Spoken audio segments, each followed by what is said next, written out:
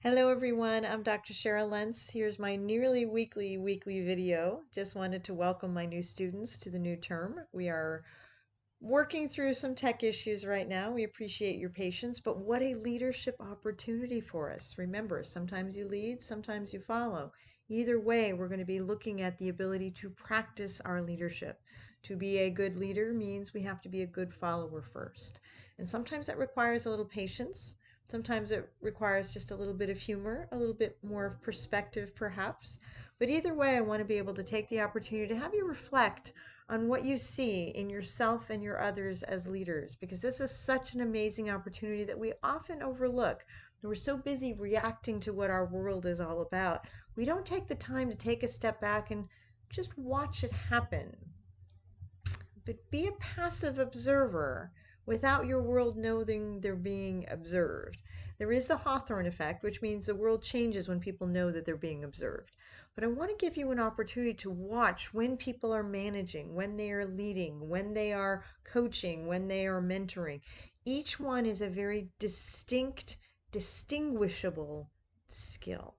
And that's something that's often overlooked, and these terms are not interchangeable. So I want to give you an opportunity to practice. I think there's no better way to teach a leadership class than to have practice as part of your group assignments. I think there's no better way to teach a leadership class than to practice the things that we're doing in there before your paycheck's on the line. You're going to have an opportunity to kind of try out some new skills. I have a series in my YouTube channels that I think like. Think like a carpenter, think like a lawyer, think like a book salesman. I mean, there are different ways to be able to have that mindset. For example, if you think like a seamstress, think like a tailor. The ability is sometimes we can go and get things right off the shelf and they fit us perfectly, just like a glove. Other times you need a little tuck here, a little tuck there, a little trim, etc. And others we just need to, the best they're going to ever look is when they're on that hanger, we need to pass it by. That's where I want to give you the opportunity to be able to look at how do you want you to appear to others?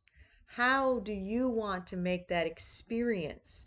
Remember, we've talked about some leaders not so good. Others leaders maybe okay, but not really wonderful in these areas.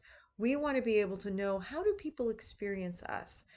And if we don't like that, can we change it?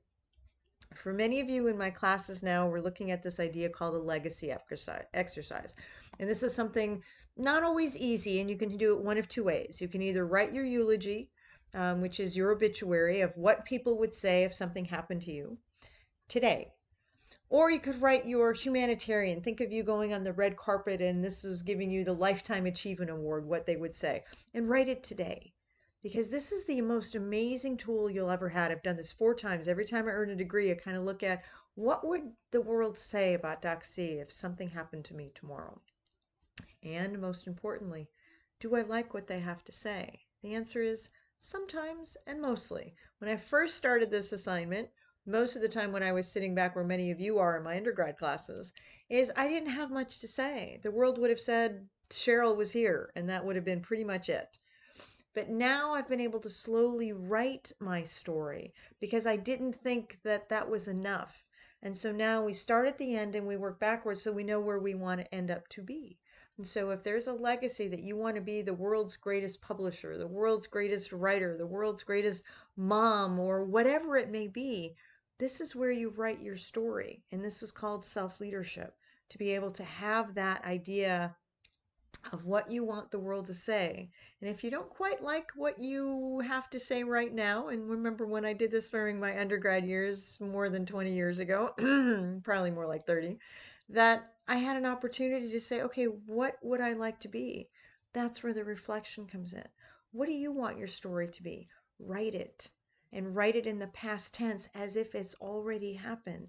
Lead yourself to that outcome. Maybe share it with a couple of your inner circle, and this way it'll have a bit of an accountability.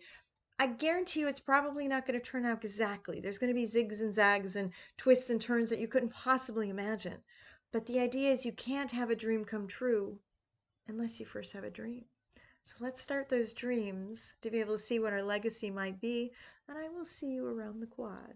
I'm Dr. Cheryl Lentz. It's a pleasure to have you in class this term, and I'll look forward to spending more time with you and to see where this journey might take us. Have a good day. See ya. Bye.